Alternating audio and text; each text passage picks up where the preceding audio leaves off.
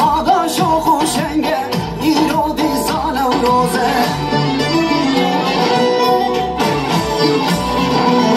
نوروز بود باداره خملو خیزا بهاره نوروز بود باداره خملو خیزا بهاره رنگینه رنگینه جنگینه سال جاره رنگینه رنگینه مسکینه سال جاره